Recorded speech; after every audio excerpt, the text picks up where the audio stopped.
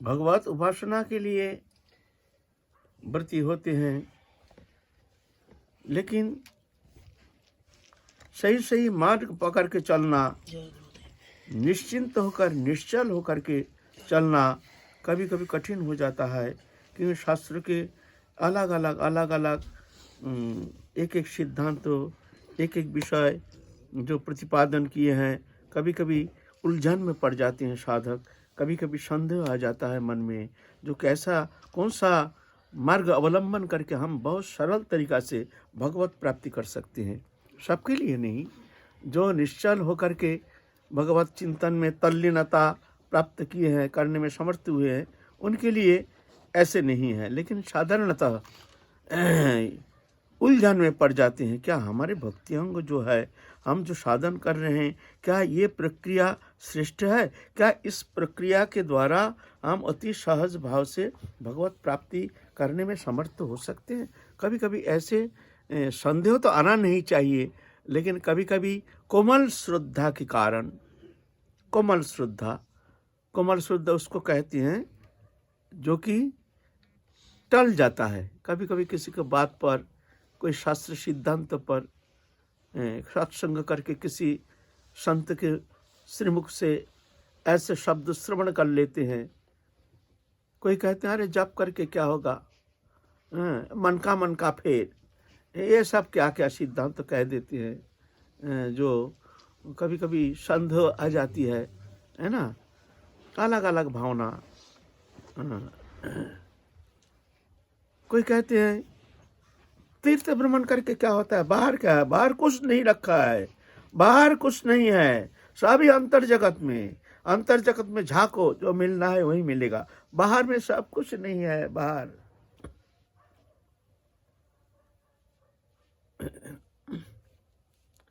भाई हमारा अंतर जगत में प्रवेश नहीं है, हम वहां पहुंच नहीं पाए हैं। निश्चल होकर अंतर जगत में भगवत अवस्थिति अनुसंधान करके निश्चल होकर के हम उस स्थिति में पहुंचेंगे जहाँ जाके मन निश्चल हो जाता है, जहाँ जाके कोई संदेह रहता नहीं है, साधक निश्चिंत हो जाता है।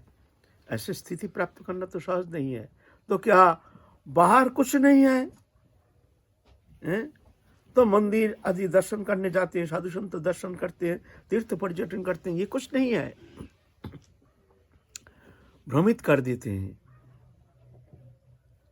अरे बाहर भी वो है, भीतर भी वही है। भीतर हमारा अनुप्रवेश होता नहीं, बाहर तो देखो मैं आता था मिदंग सर्वंग जगत अवक्त मूर्ति ना, देखो समस्त जगत व्याप्त मैं ही हूं। तुम पहले बाहर देखने का कोशिश करो, भीतर तो तुम देखा नहीं। अरे देख रहे हो बाहर, तो बाहर तुम क्या देखोगे? देख रहे हो सारा दिन तो देख रहे हो बाहर, तो बाहर माया है, कुछ नहीं है, तो हमारा साधन भी बेकार जा रहा, क्योंकि हमारी दृष्टि बाहर की है। ऐसा नहीं, बाहर भी उनका ही अनुसंधान करो, साधना सरल हो जाएगा, भीतर फिर पीछे प्रवेश हो जाएगा। नहीं हुआ तो कोई बात नहीं है, जब होगा तब होगा, पहले बाहर अनुसंधान करो। देखो सर्वव्यापक मैं हूँ, सब में मैं हूँ, घट घट वासी है वो अविनाशी, सबके भीतर वही है ना। और जो देख रहे हैं दृश्यमान जगत, ये सब उन्हीं का ही विस्तार है। मत्य परतरंग नन्यत किंचिद अस्ति धनंजय, हमसे पड़े और कोई वस्तु पदार्थ है ही नहीं, हम ही हैं सब। मैं सर्वमिदं प्रत्यं सूत्रिमणि गणाय, वो समस्त वस्तु पदार्थ के भीतर मैं ही हूं, मेरा ही सत्ता है ना। इसीलिए कभी कभी किसी का शब्द में मन भ्रमित हो जाता है, इसीलिए सबका संग करना उचित नहीं है। सजातीय, स्निग्ध, महत्तर, अनिंदुक, ये 4 गुण रहना चाहिए, तब जाके उसका संग करो, नहीं तो संग नहीं करना चाहिए। श्रद्धा करो, सेवा करो, आदर करो, संग नहीं करना। ऐसा नहीं कोई संत है अलग अलग मार्ग के हैं, अपना मार्ग की श्रेष्ठता प्रतिपादन करते हैं, जिसका जो प्रवेश है, धारणा है, उस अनुसार तदनुसार वो व्यक्त करते हैं, अपने धारणा स्थापना करते हैं, ऐसा अलग अलग भगवत प्राप्ति के साधन अलग अलग है, संप्रदाय भी अलग अलग है, लेकिन है सभी भगवत प्राप्ति उद्देश्य लेकर के भगवत उपासना करते हैं। जैसे हम यहाँ से दिल्ली जाएंगे तो कोई कहाँ है, कोई कहाँ है, जाने का साधन अलग अलग, कोई यहाँ से टेम्पू में जाएंगे, कोई मेन रोड से बस में जाएंगे, कोई तो कलकत्ता से हवाई जहाज में आएंगे, कोई नदी मार्ग में नाव में जाएंगे। जाना है दिल्ली तो कौन कहाँ है उस आधार पर तो चलना पड़ेगा। अब कोई कहता है भाई हवाई जहाज छोड़ के वहाँ तो जाना मुश्किल है, और वो है दिल्ली में, उसको हवाई जहाज से जाना है, और हम हैं बरसाना में, हमको कैसे जाना है, हमको कोई बस पकड़ के जाना है ना। ये है मामला। पहुँचेंगे वहाँ, निष्ठा होनी चाहिए, है ना। तो कभी कभी भ्रमित कर देते हैं। इसीलिए गुरु आदेश मान करके, निश्चल होकर, दृढ़ विश्वास लेके, उसमें एकदम मन को निश्चय करके, जो हमारे लिए भगवत प्राप्ति का श्रेष्ठ साधन है, सबसे उठिए, सबसे बैठिए, सबसे लीजिए काम, हाँ जी कहते रहिए, बैठिए अपना ठाम। अपना गुरु जो मार्ग को प्रदर्शन किया है उस मार्ग को पकड़ करके आपको चलना है। उसमें संदेह आने से झमेला हो जाएगा।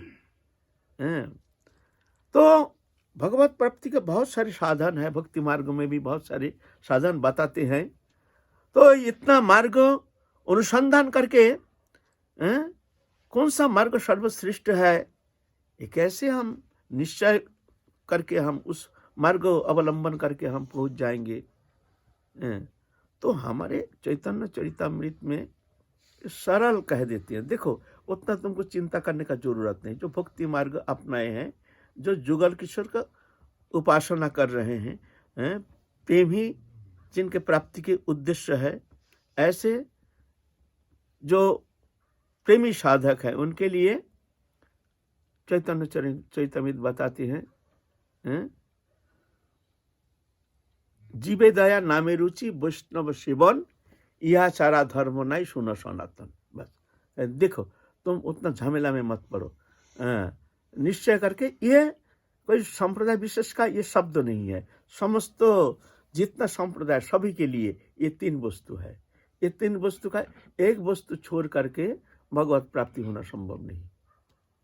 सार है जीवे दया, समस्त जीव के प्रति सब में भगवान है जान करके भगवत उपासना। ये तो सब शास्त्र की कहते हैं। मैं आता तमिदं सर्वं जगत अव्यक्त मूर्ति ना, भगवान कहते हैं, गीता में कहते हैं, रामचरितमानस में कहते हैं, सिया राम मैं सब जगह जानी, करहु प्रणाम जुरी जुग पानी। चैतन्य चरितमृत कहते हैं, जीवे सम्मान दिवे जानी कृष्ण अधिष्ठान, वही शब्द कह रहे हैं। श्रीमद् भागवत कहते हैं, अथमं सर्वभूतेषु भूतात्मनां कृतालयम् अर्हति दान मानव्यं मैत्रेय विनम्र चक्षुषा। वही शब्द अलग, बोलने का शैली अलग, लेकिन बात एक है। सब धर्म सब संप्रदाय एक ही शब्द कहते हैं, इसमें कोई संदेह नहीं। उसी को हमारे चैतन्य चरितामृत में सहज कह रहे हैं, जीवे दया अद्वेष्ट सर्वभूतानां, जो गीता की सार है। तो इस संबंध में हम लोग आलोचना किए हैं, इसलिए इस संबंध में दोबारा आलोचना की कोई आवश्यकता है नहीं। अभी है नामे रुचि। देखिए, ये भवव्याधि जो है हमारा लगा हुआ है, भवव्याधि किसको कहते हैं? न दृश्यमान जागतिक स्त्री पुत्र कुटुंब परिवार, इनके प्रति जो हमारे लगाव है, हमारे चित्त वृत्ति के जो लगाव है, ये लगा है हमारा संसार वासना का मूल जड़ है ना। यह है भव व्याधि। ये व्याधि से जब तक मुक्त नहीं होता तब तक जाकर के रुचि होना मुश्किल, भगवत रुचि होना मुश्किल हो जाता है, क्योंकि हमारा वो जो व्याधि लगा है। इसीलिए रामचरितमानस में कहते हैं, एक श्लोक है, क्या श्लोक है, भूल जाते हैं,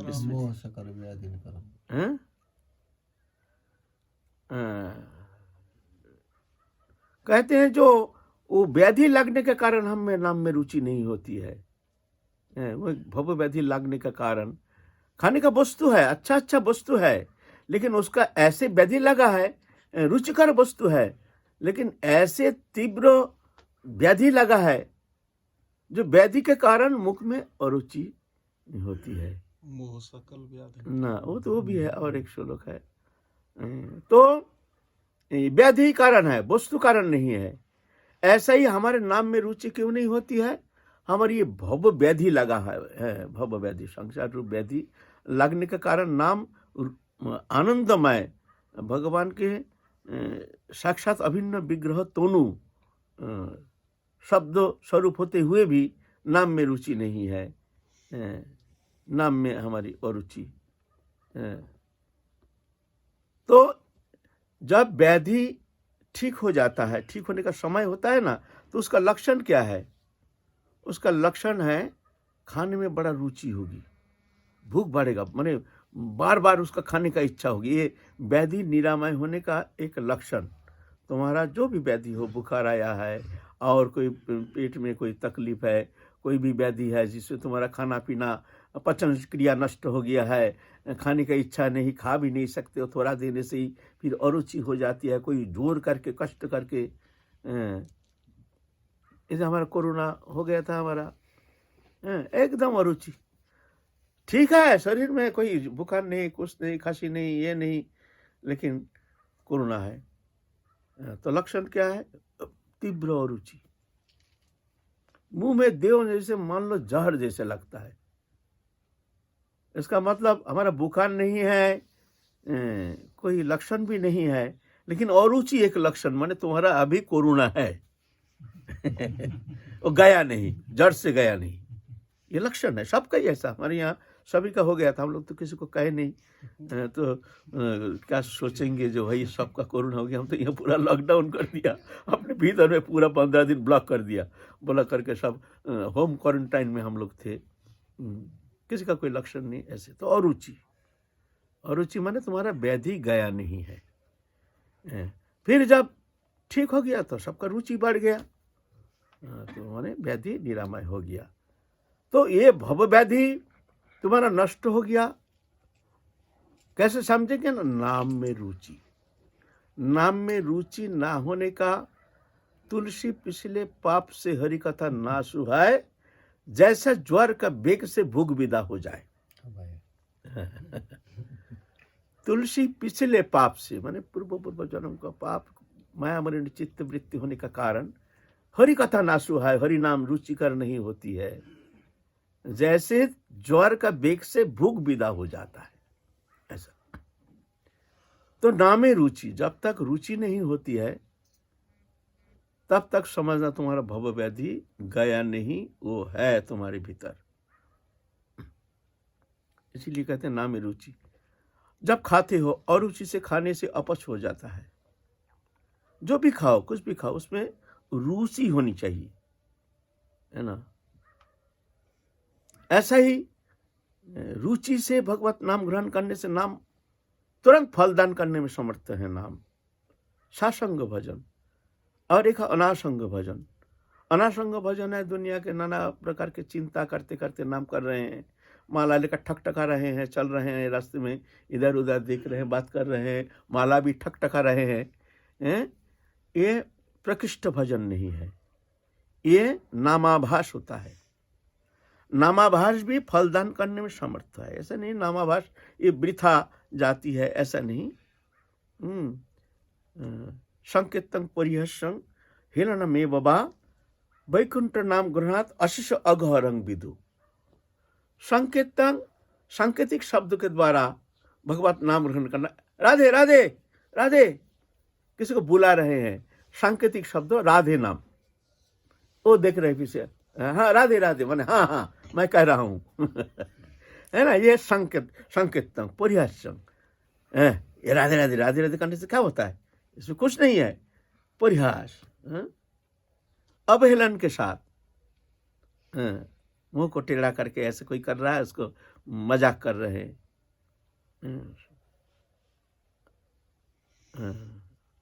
संकीर्तन परिहास हेलन में बाबा, वैकुंठ नाम ग्रहणात्, भगवान के नाम ग्रहण मात्र से, ये इसको कहते हैं नामाभास। अशेष अगोहरंग विदु, अशेष अमंगल को नष्ट करने में समर्थ है नामाभास से। इसका मतलब ये नहीं हमारा प्रकृष्ट भजन नहीं हो रहा तो हमारा भजन वृथा जा रही है, ऐसा नहीं, लेकिन समय लग जाएगा। इसको कहते हैं अनासंग भजन। और सासंग भजन कहती हैं भगवत चिंतन के साथ मन को संजोग पूर्वक एक एक नाम ग्रहण कर रहे हैं भगवत चिंतन के साथ, जैसे हमारे अनुपूर्व मन में वो नाम ध्वनित हो रही है, ऐसे भावना के साथ नाममय होकर के जो नाम करने का चेष्टा, इसको कहते हैं सासंग भजन। ये सासंग बहुत तुरंत फलदान करने में समर्थ है। तो ये रुचिकर होनी चाहिए। जब तक रुचि नहीं होती है तब तक जाके सासंग भजन होना मुश्किल होता है। अब आप बोलेंगे भाई रुचि कैसे होती है, हमारा तो रुचि नहीं। देखिए रुचि कहां से होगी, पहले से आदर बुद्धि होनी चाहिए। जिस वस्तु के प्रति आदर होता है उस वस्तु रखने में, पालन करने में, पोषण करने में, देखने में रुचि हर समय होती है, स्वाभाविक। आपका पुत्र है, पुत्र का पालन पोषण कुछ भी करने में हर स्थिति में आपकी रुचि होती है। क्यों? आपका पुत्र है ना, अरुचि होगी नहीं।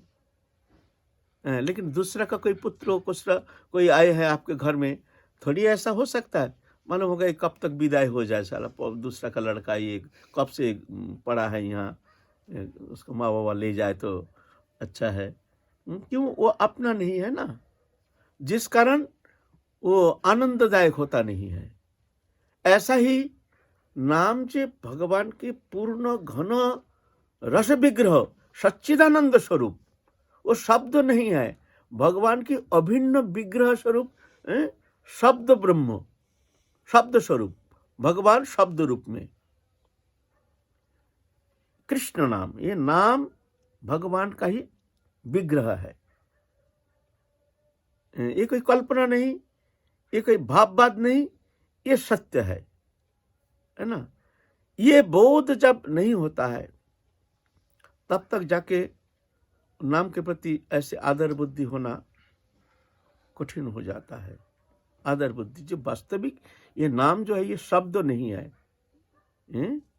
भगवान के स्वरूप है, भगवान ही है। नाम नामी अभिन्न होने का कारण, ये नाम को ग्रहण करने से भगवान को ही तुम हर समय अपने पास जैसे उनको ही अनुभव कर रहे हो। नाम के साथ साथ भगवत अनुभूति। नाम है एक बीज, नाम रूप बीज। तो बीज होने से ही पेड़ होता नहीं है। बीज को मिट्टी में रोपण किया जाता है, मिट्टी का संपर्क में आने से उसके बाद उसको पानी दिया जाता है, पानी देने से फिर वो बीज फूट करके उससे पौधा निकलता है, फिर पौधा धीरे धीरे बड़ा होता है, बड़ा होने का बाद उसमें फल लगता है। वो बीज का अंदर समस्त वृक्ष निहित है, लेकिन देखने में आता है छोटा सा एक बीज है, लेकिन अनुवीक्षण यंत्र से भी तुम देखोगे तो उसका अंदर पौधा कुछ दिखेगा नहीं, लेकिन उसमें सब कुछ है। पूर्ण एक पौधा वृक्ष उसके अंदर छुपा हुआ है। ऐसा ही वो भगवान का जो नाम है उसमें नाम रूप गुण लीला धाम परिकर सब निहित है, लेकिन हमको जानकारी है नहीं, हमारा बोध है नहीं, जिस कारण नाम के प्रति हमारे उतना आदर बुद्धि है नहीं। आदर बुद्धि ना होने का कारण हमारे रुचि होती नहीं है ना। तो वो जैसे बीज को मिट्टी में रोपण कर देते हैं, फिर उसमें पानी सिंचन करते हैं, फिर धीरे धीरे पानी का मिट्टी के संपर्क में आकर के बीज फट जाता है, बीज से फिर पौधा निकलता है। ऐसा ही हरिनाम रूप बीज, उसको हृदय रूप क्षेत्र में रोपण करो।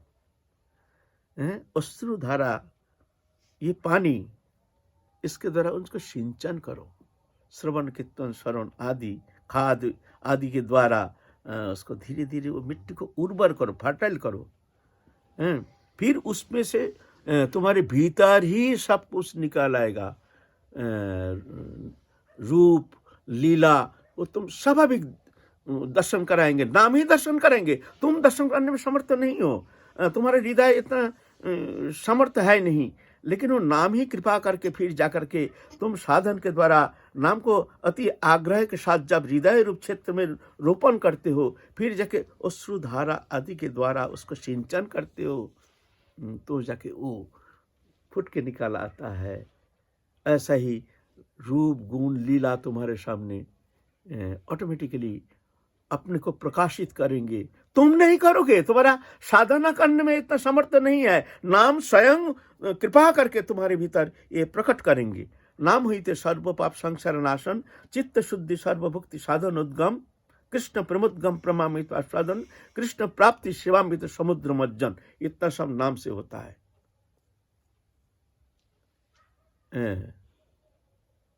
सत्य है, कल्पना नहीं है ना। जैसे मान लो तुम रास्ते में चलते चलते कहीं तुमको एक तो पत्थर मिल गया, चमकीला पत्थर। अरे क्या पत्थर है, दिखने में तो अच्छा, चलो घर ले चलो, पत्थर है, चलो बच्चा कच्चा खेलेगा, देखने में सुंदर है। किसी जौहरी ने आया तुम्हारे घर, दिखाया, देखो तो इसका सुंदर पत्थर, अरे ये तो हीरा है, अरे ये तो बहुत कीमती हीरा है, कहाँ मिला? और रास्ते में मिला, अरे ये तो करोड़ों रुपये दाम है, तुमको कैसा मिल गया? बस आप देखो आदर बुद्धि, वो कीमती चीज है ना, आप देखो उसको कहाँ रखेंगे, चोर ना ले जाए, कोई खो ना जाए, माने आप देखो वो रखने का उसका चिंता। इतनी कीमती हीरा हमको मिल गया है, क्यों? उसका वस्तु बोध संबंध तुम्हारा धारणा हो गई है, तो आदर बुद्धि आ गया है, रुचि भी आ गया है उसको रखने का, उसको देखने का, उसको चिंतन करने का। क्यों? तुम्हारा बोध जन्म ले लिया है, जो ये बहुत ही कीमती चीज है। ऐसे ही नाम के प्रति तुम्हारे जब आदर बुद्धि होगी, है ना, तो ऑटोमेटिकली रुचि आएगी। ऑटोमेटिकली ये रुचि ना होने का कारण है हमारा वस्तु बोध संबंध में हमारा कुछ धारणा है नहीं, नाम क्या चीज है। तो हमारे चैतन्य चरितमृतकार कहते हैं, भ्रमिते भ्रमिते कोनो भाग्यवान जीव, गुरु कृष्ण प्रसाद पाए भक्ति लजा बीज। भ्रमण करते करते अनंत काल 84 लाख जोनि भ्रमण करते करते करते करते गुरु कृपा से वो बीज मिल जाता है। गुरु ने कृपा करके हमको नाम रूप बीज प्रदान करते हैं। भ्रमिते भ्रमिते कोनो भाग्यवान, कोई भाग्यवान जीव, सबको मिलता नहीं है। गुरु कृष्ण प्रसाद माने कृपा से वो बीज मिल जाता है। गुरु कृष्ण प्रसाद भाई भक्ति लता बीज माली हইয়া সেই बीज करे आप आरोपण, श्रवण कीर्तन जले कराए सेचन। माली बन करके वो बीज को हृदय रूप क्षेत्र में बड़े आदर के साथ उसको रोपण करते हैं, फिर श्रवण कीर्तन आदि अश्रुधारा से उसको सिंचन करते हैं बड़े आदर के साथ। एकांत में बैठ करके हमारे जीवन का एकमात्र अवलंबन है हरि नाम, ये भगवत नाम, नाम ही एकमात्र आधार है। ये नाम ही सच्चिदानंद घन विग्रह है। ये सच्चिदानंद भगवत नाम ही हमको ले जाएंगे, कृपा पूर्वक हमको राधा रानी के चरण कमल में पहुंचा देंगे, हमारे हृदय में प्रेम प्रदान करके हमको उनकी सेवा में नियोजित करेंगे। नाम ही हमारे एकमात्र आश्रय, नाम ही हमारे एकमात्र सहारा है। ऐसा जान करके श्रवण कीर्तन जल करे सिंचन, ऐसा ऐसा आदर के साथ हम करते हैं। घर में सब काम करते हैं खूब आदर के साथ, अपना कुटुंब परिवार आते हैं, उनको हम आदर के साथ बड़ी सेवा करते हैं। कहाँ हम नाम जब करते हैं को क्या ये आदर बुद्धि से इस तरह से हम करते हैं क्या? करके देखो कैसे होता नहीं है। रुचि नहीं, रुचि नहीं होने से तो फिर अपस तो पचेगा नहीं बढ़िया तरह से।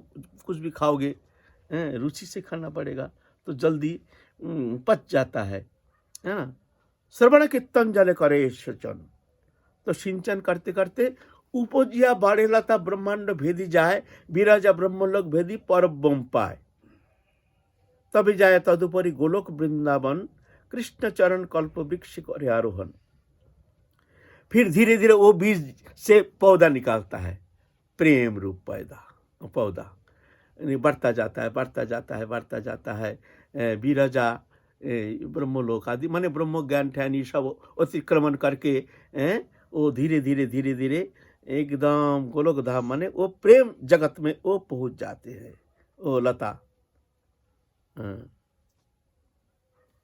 तथा विस्तारित तो हुई अब धरे प्रेम फल, वहाँ विस्तार पूर्वक हमारे अंतकरण जगत में वहाँ वो प्रेम प्रकाशित हो जाते हैं। राधा रानी कृपा करके नाम की कृपा से हमको सब स्फूर्ति दशा प्राप्ति होती है। वो लीला में हमारे मन जगत में ऐसे सुंदर रूप से वो प्रकट हो जाते हैं, जब उस भाव से हम तल्लीन होकर के लीला भाव में निमग्न हो जाते हैं। यहाँ माली शेची नित्र श्रवण आदि जल, तो भावना जगत में हम वहाँ पहुँच गए हैं, लेकिन यहाँ श्रवण कीर्तन ये चलता रहता है। साधु संग श्रवण कीर्तन ऐसे चलता रहता है, प्रक्रिया बता रहे हैं। तबे यदि वैष्णव अपराध ओटे हाथी माता, ऊपरी छिंडतार सुखी जाए पाता। आप कह रहे देखो तुम्हारा वो लता तो प्रेम लता तो उद्गम तो हो गया, तुम्हारे हृदय में तुमने जो नाम रूप बीज को बपन कर दिया है श्रवण कीर्तन के द्वारा, वो तो बीज तो पौधा तो निकल गया है। लेकिन देखो क्या होता है, छोटा पौधा ये पौधा मान लो तुम जतन नहीं करोगे ना, तो कभी बकरी उकड़ी आकर के कभी कभी खा जाता है। तो पहले स्थिति में उसको संरक्षण देना पड़ता है, काटा उटा से घेराबंदी लगाना पड़ता है। नहीं तो ऐसा नहीं, छोटा पौधा है ना, तो पहले स्थिति में अपराध आदि से बच करके रहना चाहिए। कोई संत अपराध ना हो, संत अपराध बड़ा खतरनाक होता है। यदि वैष्णव अपराध ये बड़ा खतरनाक है, और इसका भय सबसे ज्यादा है हमारे ये ब्रजभूमि में, क्योंकि यह सर्वत्र वैष्णव है। यहाँ जो बैठे हैं किसको हम कहेंगे जो ये बहिर्मुख है, बताओ तुम। हम तो इसका साधारणीकरण एक भाव सोचते हैं, ये तो ऐसा, ये तो ऐसा, ये तो गृहस्थी, ये तो ऐसा नहीं है। सब भजनानंदी है, राधा रानी के कृपा पात्र है, राधा रानी के धाम में आए हैं, राधा रानी बुला के लाए हैं, सब हमारे लिए प्रणम है, आदरणीय है। तो यहाँ अपराध का भय ज्यादा रहता है, बाहर में ऐसा भय नहीं है। वृंदावन के ब्रज के बाहर क्यों उतना कोई कृष्ण भावना में कोई मानसिकता देखने में आता ही नहीं है, बहिर्मुख जीव ज्यादा है, वहाँ कोई बात नहीं है। लेकिन यहाँ पग पग में वैष्णव अपराध का भय, ना जाने कौन स्थिति में कौन है, तुम कैसे समझोगे। तो बोलते हैं यदि वैष्णव अपराध ओटे हाथी माता, हाथी माता माने मत्त हस्ती जैसे, ऊपरी छिंडता सुखी जाए पाता, उसको वो प्रेम कल्पलता को उखाड़ के फेंक देता है। तुम्हारा जो इतना कष्ट करके तुमने जो पौधा रोपण की हो और वो पौधा बड़ा होना शुरू हो किया, लेकिन अपराध आकर के हस्ती आकर के उसको उखाड़ के फेंक दिया, लो बर्बाद हो गया। पहले तो श्रद्धा रहती है ब्रज में आकर के, जो हम भजन करेंगे, सबके प्रति आदर बुद्धि, ब्रजवासी के प्रति आदर बुद्धि, साधु संत के प्रति आदर बुद्धि। थोड़ा सा 2-4 दिन रहने के बाद सिद्ध बन जाते हैं हम लोग, बड़े सिद्ध हो जाते हैं। किसी का माथे में हाथ धर रहे हैं, किसी का पांव उठा दे रहे हैं, और किसी का समालोचना करते हैं, किसी का निंदा करते हैं। अपराध का कोई भय नहीं कि हम बड़ा भक्त बड़ा संत बन गए हैं।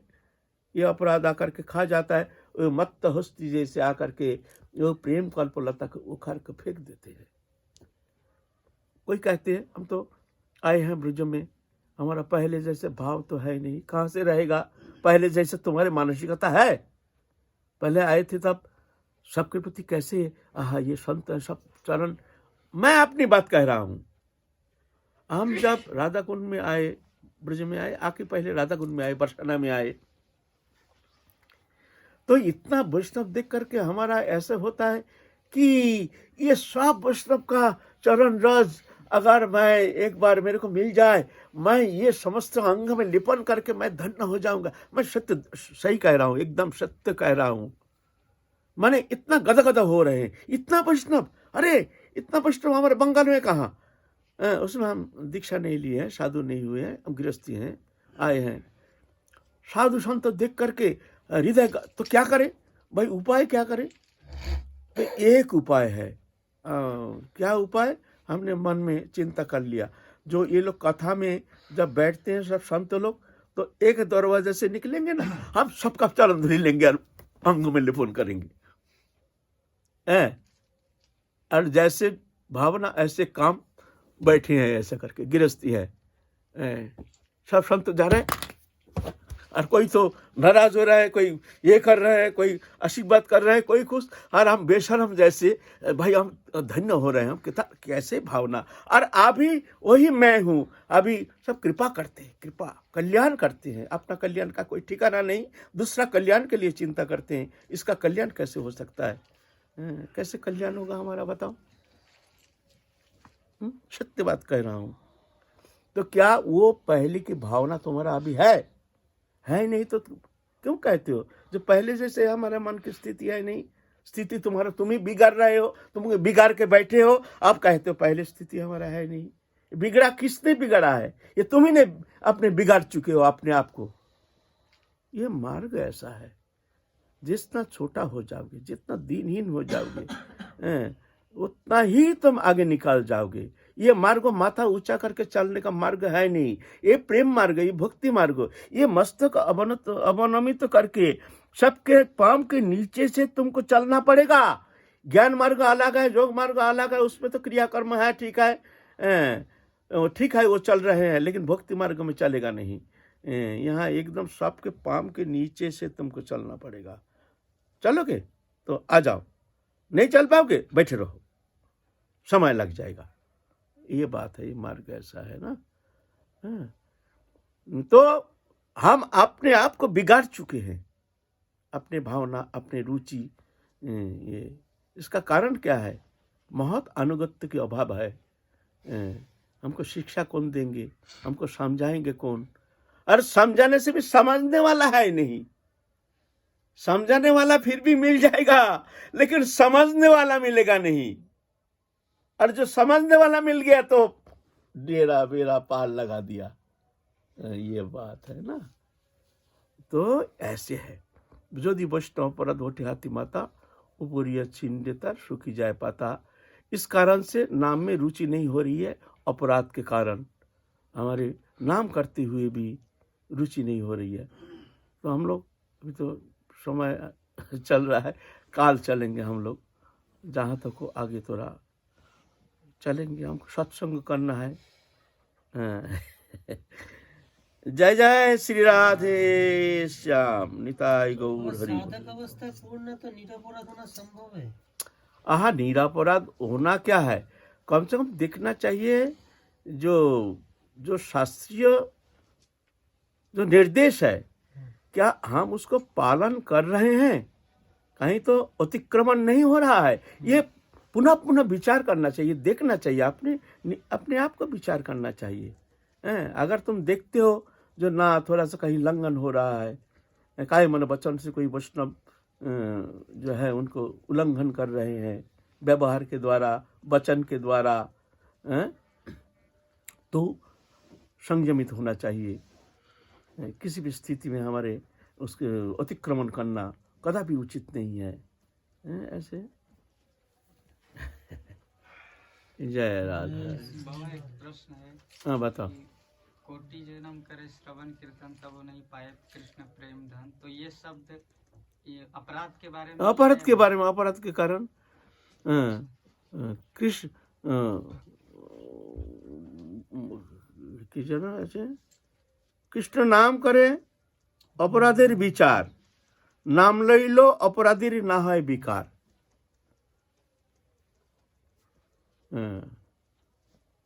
कृष्ण नाम करे अपराधीर विचार, नाम लइलो अपराधीर ना হয় विकार। नाम लेते हुए भी अपराधी जो वैष्णव अपराधी है, संत अपराधी है, उसका कोई प्रतिक्रिया नहीं होती है, कोई मंगलमय प्रतिक्रिया कुछ देखने में आता नहीं। वैसे ही कर रहे हैं, ऐसे कर रहे हैं। क्यों? नाम अप्रसन्न होने का कारण, नाम के फल जो प्रेम है, तत्सहित वो जो सात्विक भाव, अश्रुकंप पुलक श्वेत वैवर्ण स्तंभ मूर्छा प्रलय, ये सब सात्विक भाव जो है वो देखने में आता नहीं है। ये कारण है। कारण तो हम देखते नहीं है, बोलते हमारे कुछ हो नहीं रहा है, हमारे कुछ हो नहीं रहा है। होगा क्यों नहीं? हमारे पूर्वज जितना भजन करके भगवत प्राप्ति की है, सभी ने इस तरह से प्राप्ति की है, तो हम क्यों नहीं प्राप्ति करेंगे? क्या भगवान की कोई पक्षपात है कृपा की? तो हमको कृपा क्यों नहीं करेंगे? जरूर कहीं कमी है तो कमी को मिटाओ, न मिटाने के लिए तैयार नहीं। ऐसे वो झमेला हो गया। जय जय श्री राधे। बस बहुत देरी कर दिया।